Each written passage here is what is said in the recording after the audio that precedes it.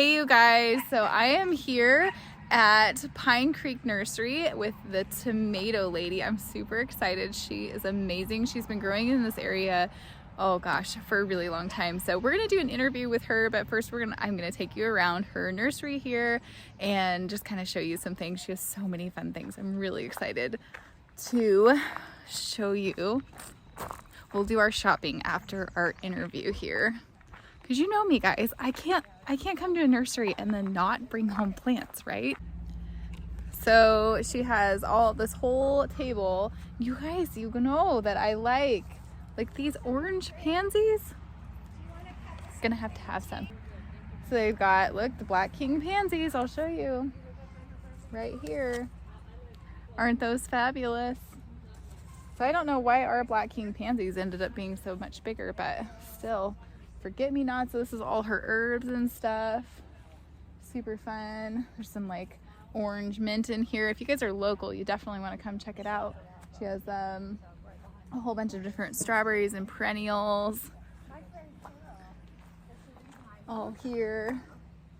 Something I'm really excited about is her beds. So she's using these beds right here, this one and that one, and right now they're just for the nursery sale, and she puts the black plastic down, and then these covers just flip over so they act as a cold frame. And then when she's done with her plant cells, she pulls everything out and leaves it open and uses this as a grow bed. So that's a really great idea for space saving. And then so she's got all of these. So she does the farmers markets here locally, but all of this stuff, tons of flowers, tons of herbs. She has tons of beds, which I love. Here's her super amazing berry patch right here.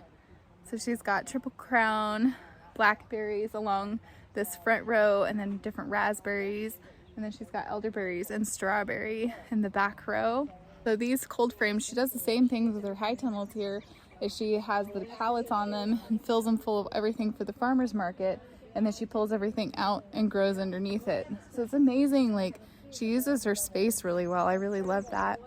You in here, this is the greenhouse, which of course we have to talk about the tomatoes. Look at all these.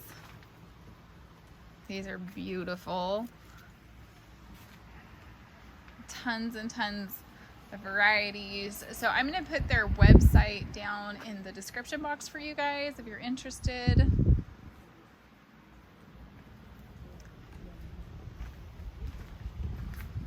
Just so much fun. Peppers. You guys need to know about the Tomato Lady is that she doesn't just do tomatoes, she loves flowers. So all around her whole perimeter here are just amazing, especially these tulips, and they're just fantastic. So this bed is all planted up. It's so beautiful here. So do you want to just tell us a little bit about yourself? How did you start? Where did just a little bit about the Tomato Lady. Oh, okay. Well, I started gardening way back in the 70s, and then progressively learned. Moved from one rental house to another and built one garden after another. And then eventually I bought my first house and gardened that extensively. And then I moved to Idaho and started gardening and ended up at the farmer's market.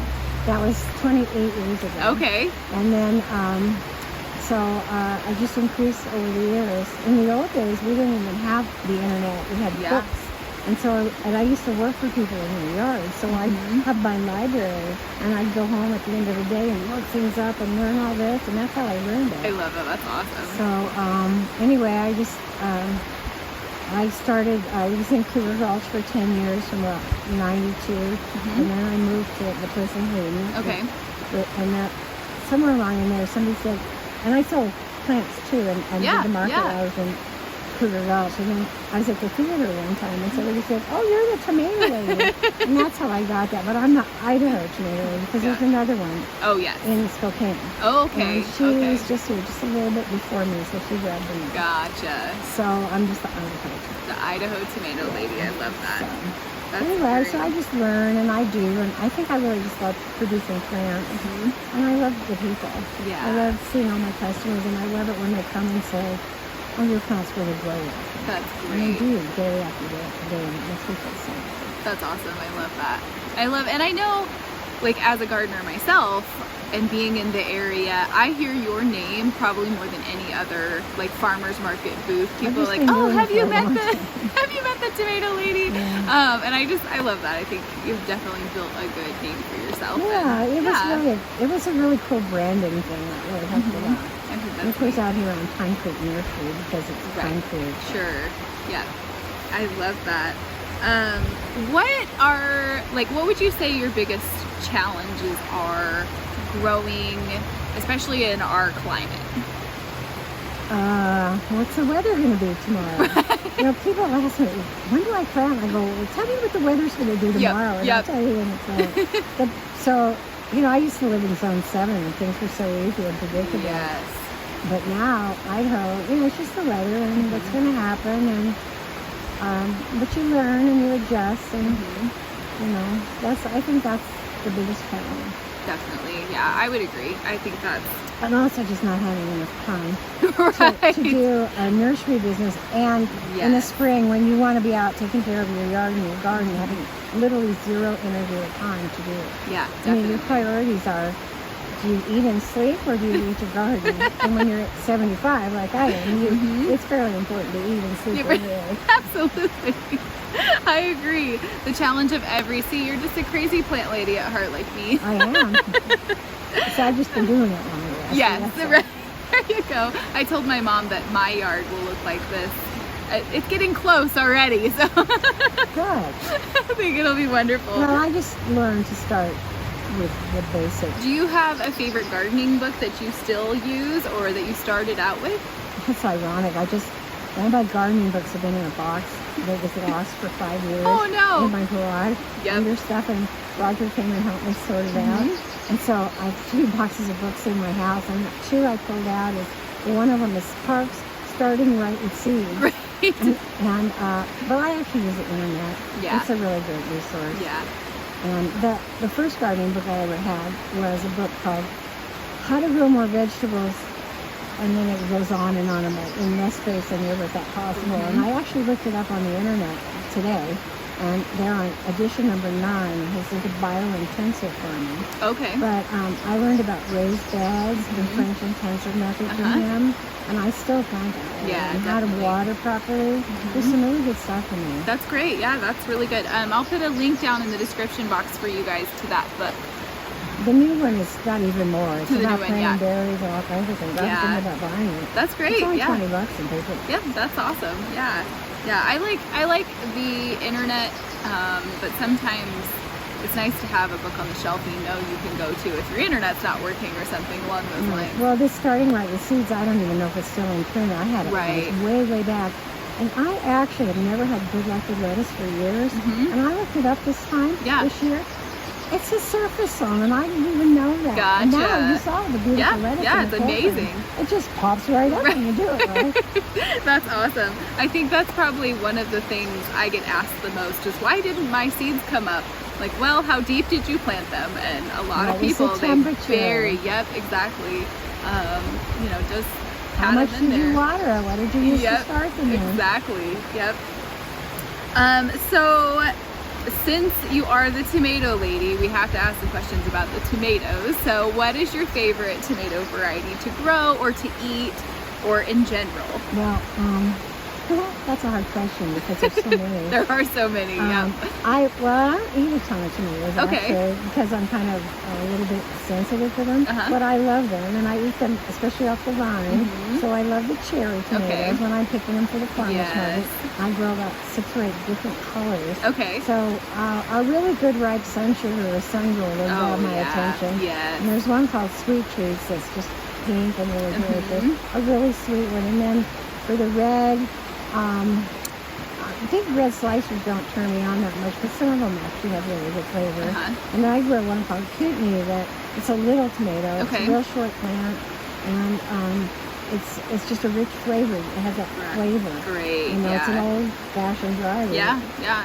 And then maybe some of the heirlooms, like maybe Cherokee Purple or Paul Robeson, the brown umami, salty, rich flavored one. That's kind of what I like. Those are good. But so your favorites are the flavorful ones. Well, everybody's favorites, really.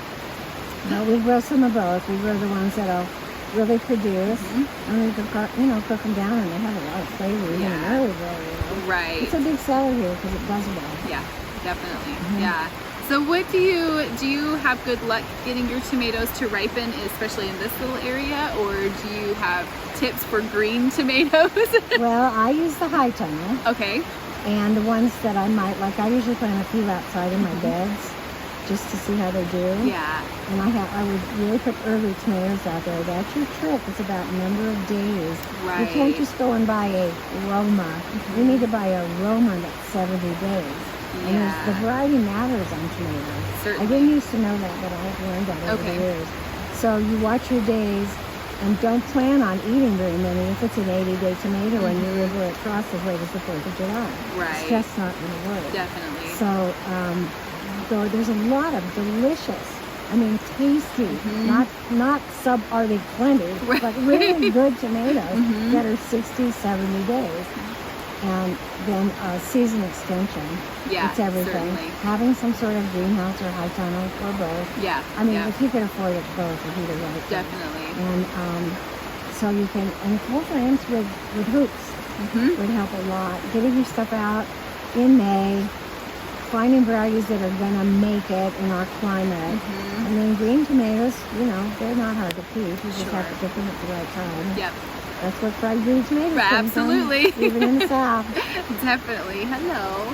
You come to say hi? I'm not a big expert about saving them. I have lots of red tomatoes because I grow for market. So. Right. Which is wonderful. Hello. Yes, some really nice people. You would like to be in the interview too. When you start your plants, and we were talking about the right time, and I know a lot of people, especially in our area, really struggle with when do we start them. So what are your general tips? Okay, so I'm starting for the nursery and selling plants. Right, okay. But so I don't even start one plant for the garden other than pansies and perennials until at least the 1st of March. Okay, so the 1st of March, you guys, that means if you're starting in January and February, that is too early. Yeah, then you're just going to end up with leggy plants. Right, exactly. Unless you're doing pansies, and they take a long time. So then I sow my tomatoes because they're for the nursery every few weeks. Or, but I don't think you really need to even start them till the middle of March if you're a homeowner. And then the last thing you'd start would be cucumbers and zucchini and squash. Yes, certainly. Because they're the least, you can't put them out till the end of May, till June. So why do you want to put out leggy old plants? Definitely. So I start tomatoes. Well, peppers I start actually a little earlier. They just sit there because they want heat. Right, they don't like it, and they just take forever to grow. And then the broccoli and all that, it grows really fast. So I start that in later March, and it can go out pretty early. Yeah, definitely. And parsley, but parsley's slow too. But you just have to learn your timing, and you get your cool weather stuff going so you can plant it out.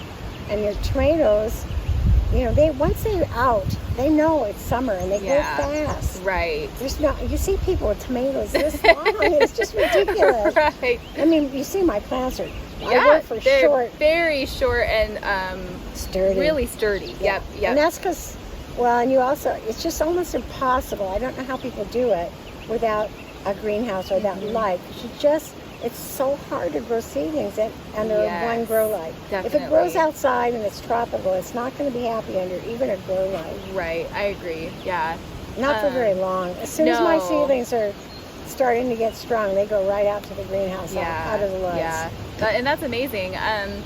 For heating your hoop houses and your greenhouses, do you just use regular plug-in heaters? Yeah, it's really low tech around here. Yeah. So in the winter, I only keep that little part of my greenhouse warm because I'm overwintering geraniums and cactuses and succulents and all my pets, and some of my mother plants are rosemaries. And even that can be just crazy. And then I start heating it seriously when the tomatoes start going out in March. And so I use maybe 2 space heaters on the little side. Yeah.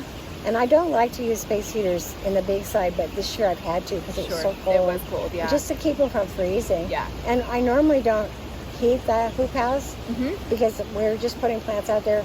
I work with a season. Okay. And so if it can go out and be in one layer of plastic, then it goes like, I start those things first. Right. But so that like petunias are really hardy compared to basil or something tender. So you work with it and you get your cooler stuff out first.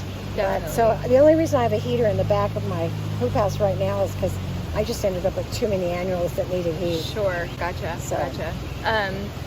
Yeah, that's amazing. This year was very hard for everybody because we couldn't move stuff out as fast as we wanted Definitely. Yeah, I have found the same. Yeah, we've had the same problem at our place. You know, it's just been a cold year. Yeah, I use things like, something that kind of came up in the questions you gave me was using season extension. Yeah. And so like you got row cover helps. Like we have a full frame of nasturtiums over there. Yeah. And it froze a few nights ago. And they're really fine. Cold down to 28. Well, I had row cover in there on top of it. Okay. And I'm not opposed to throwing a sleeping bag over the top absolutely. if it's going to freeze really hard. Yes. And then you have to harden off things properly. You have to bring them out. Like if I just brought a flat of broccoli out of a warm place, I would find a way to keep them warmer those nights. Certainly. Until they got used to being outside. Gotcha. Yeah. Yep. I agree. Those are good tips. I really like those. For overwintering, this is more for my own curiosity, for overwintering things like your rosemary and whatnot, you keep that out, your mother plants out in the second in the warm part of my greenhouse. Okay. And then does it last? Because it's 2 rows of plastic, it right? does. Well, my greenhouse is a double wall. With an air. Gotcha. And then we batten down the sides real well. I'm going to show you before you leave how to do the roll outside. Okay. But it's real low tech and easy. But so we've got it all battened down real tight, and I'm running my space heaters. Probably I try for just one. Okay. And we turn the benches into like a little mini hothouse, and everything goes under there. So one heater is working in a smaller space. Yes. And on the other bench, this year it was warm enough that I didn't have to put that side down. So I just had, if it got really cold, then I had one more heater just kind of in the room. Yes. And everything was concentrated around the heaters. Gotcha. It costs a lot of money, but when you figure out what you saved over. Right. All my succulents, my cactus collection. Yes. Epiphyllums. I'm a plant lady too. Yep, I love it. That's wonderful. So do you have a specific brand of your hoop house that you've got? Well, is it like a kit? A lot of people are asking. So my house that's really heavy duty and really well built is ovg.com. Okay, great. And I'll link that in the description, guys. Yeah, I put that on Homesteaders. Now, there are other people that have brought up other things, and I just don't know anything about it. Okay, great. My caterpillar tunnel is right out of Johnny's. It's a straight... Okay. It's the directions from Johnny's, and it's very, very low tech. You got to get that side up and down, but it's a really great way of making a lot of space. And it's actually made out of chain link fence top rail and side rail. Okay. And then the plastic, you can buy that around. I just put a new piece on it just a little while ago. Right. And you just lace it down. Okay. And you can get an awful lot of season extension out of that. Definitely. And you can take it all the way off and put it back on fairly easily. Gotcha. Okay. So that's just one layer. So they say for every layer of plastic, you're going up one zone. Right. But to watch it, you forget to open it up, and it cooks at the same time. Absolutely. I cannot tell you how many times I have cooked little seedlings in the greenhouse where one day, we go from 50 degrees to 80 degrees. And that's why, there we go. So it just came on, it kicked on my fan. So having an exhaust fan, I mean, not everybody can afford all this stuff, but plan for it and add it in, Either get some vents that have automatic openers, or the exhaust fan when I'm not here, and I don't know what it's going to be like in a couple hours. I'll set it up so that the exhaust fan will do the job, and it will keep it from getting too hot. Yeah, that's wonderful. That's a really good tip, you guys. So if you are planning on being a serious gardener, or you are planning on growing things to eat for like survival type scenarios, I definitely suggest make a list of things that would make your life easier, and that way when you are gone, you can be gone. It buys you the ability to have more freedom. For a few hours. You can't leave I'll buy a seed in a week. Yeah, certainly. Yeah, we're talking for, the afternoon or something like that. To the store. Right. But yeah, it definitely it will buy you some more freedom. That's really the difference between us living today and, you know, people living 200 years ago, is they didn't have the ability to have any freedom. They were tied down to surviving and growing. And now we have these cool techie things that we can put in, like automatic fans. Because I have the little greenhouse, the little kit, the Yeah, little Palam, which I do not recommend. Okay, yes, that's good. Don't buy Good to know. Palam. Don't buy the little kit at Tractor, whatever it's called. What's that store I'm not sure. People are always talking about it's cheap when they got Okay, it. yeah. Harbor Freight. Oh, Harbor Freight. They're Yep. just too cheap. Yeah, Spend the money, definitely. get something better. Yep. Yeah, because then if you don't spend the money, what you're ending up doing is costing yourself time, because you're constantly repairing things. It's or a fixing learning them. curve. But what you Definitely. learn when you're 75 and you've been doing it so long is it's not any more expensive if you can do it. Because not Yes. everybody can, and I Right. do understand that. But if you can do it right, even if it's harder, it's so much easier. Yes. You know, Yes. you can't always. Right. But like I learned my lesson about plastic deer fence. I Oh, bought yes. it many times. Yep. It's not worth the money. No, But I that agree. deer could get caught in it. They could die in it. They go Yeah. right under it.